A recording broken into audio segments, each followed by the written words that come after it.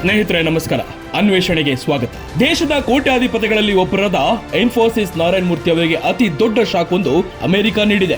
ಅಷ್ಟೇ ಅಲ್ಲ, ಆ ಶಾಕ್ ನ ಮೊತ್ತ ಕೂಡ ಬರೋಬ್ಬರಿ 238 ಕೋಟಿ. ಅಂದ್ರೆ ನೀವು ನಂಬ್ತೀರಾ? ಎಸ್, ನೀವು ಮಾತ್ರವಲ್ಲ, ಇಡೀ ಜಗತ್ತೇ ನಂಬಬೇಕು. ಎಷ್ಟಕ್ಕೂ ಅಷ್ಟು ದೊಡ್ಡ ಶಾಕ್ ಅನ್ನ ನಾರಾಯಣ್ ಮೂರ್ತಿ ಅವರಿಗೆ ಕೊಟ್ಟಿದ್ದೇಕೆ ಎನ್ನುವ ಕಂಪ್ಲೀಟ್ ಸ್ಟೋರಿ ನೋಡುವ ಮುನ್ನ ನಮ್ಮ ಚಾನೆಲ್ ನ ಸಬ್ಸ್ಕ್ರೈಬ್ ಆಗೋದನ್ನ ಮರಿಬೇಡಿ. ನೋಟಿಫಿಕೇಶನ್ ಗಾಗಿ ಬೆಲ್ ಐಕಾನ್ ಕ್ಲಿಕ್ ಮಾಡೋದನ್ನು ಕೂಡ ಮರಿಬೇಡಿ.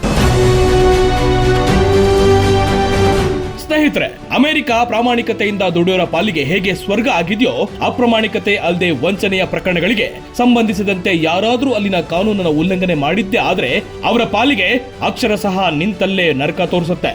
ಅಂತಹದೊಂದು ಖಡಕ್ ಕಾನೂನು ವ್ಯವಸ್ಥೆ ಅಮೆರಿಕಾದಲ್ಲಿದೆ.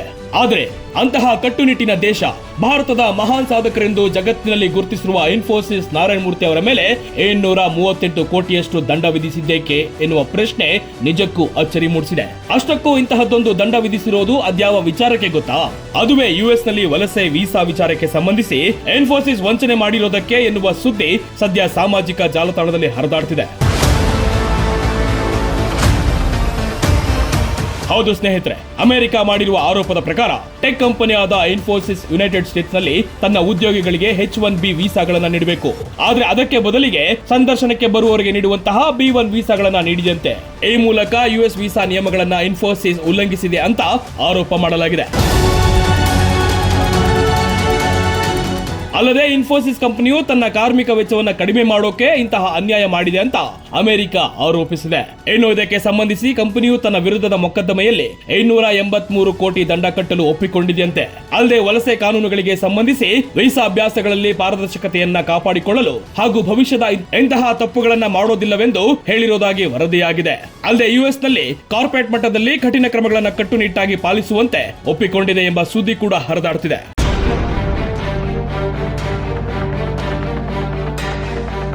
ಒಟ್ಟಿನಲ್ಲಿ ಒಂದು ಮಾತ್ರ ಸತ್ಯ, ಯಾರೇ ಎಷ್ಟೇ ದೊಡ್ಡವರಾದ್ರೂ ಕಾನೂನಿನ ಮುಂದೆ ಒಂದೇ ಅಂತಾರಲ್ಲ. ಅದಕ್ಕೆ ಅಮೆರಿಕ ಇನ್ಫೋಸಿಸ್ ನಾರಾಯಣ್ ಮೂರ್ತಿಗೆ ವಿಧಿಸಿರುವ 838 ಕೋಟಿ ದಂಡದ ಈ ಸ್ಟೋರಿಯೇ ಬೆಸ್ಟ್ ಎಕ್ಸಾಂಪಲ್. ನಮ್ಮಲ್ಲೂ ಇಂತಹ ಕಾನೂನುಗಳಿವೆ, ಆದ್ರೆ ಅದು ಹಣವಂತರ ಪಾಲಿಗೆ ಇಷ್ಟು ಕಟ್ಟುನಿಟ್ಟಾಗಿ ಕೆಲಸ ಮಾಡೋದಿಲ್ಲ ನೋಡಿ. ಹಾಗಾಗಿ ಇಲ್ಲಿನ ಕಾನೂನುಗಳನ್ನು ಕೂಡ ಕಟ್ಟುನಿಟ್ಟಾಗಿ ಅಮೆರಿಕದಲ್ಲಿ ಪಾಲಿಸಿದ್ರೆ ಭಾರತದ ಭವಿಷ್ಯ ಕೂಡ ಉಜ್ವಲವಾಗಿರುತ್ತೆ ಅಂತ ಹೇಳ್ತಾ ಈ ಸ್ಟೋರಿ ಮುಗಿಸಿದ್ದೇವೆ. ಮತ್ತೊಂದು ಇಂಟ್ರೆಸ್ಟಿಂಗ್ ಸ್ಟೋರಿ ಜೊತೆಗೆ ಆದಷ್ಟು ಬೇಗ ನಿಮ್ಮ ಮುಂದೆ ಬರ್ತೀವಿ. ಅಲ್ಲಿವರೆಗೂ ಕೀಪ್ ವಾಚಿಂಗ್ ಅನ್ವೇಷಣೆ. ಇದು ಜನಾರ್ದನ್.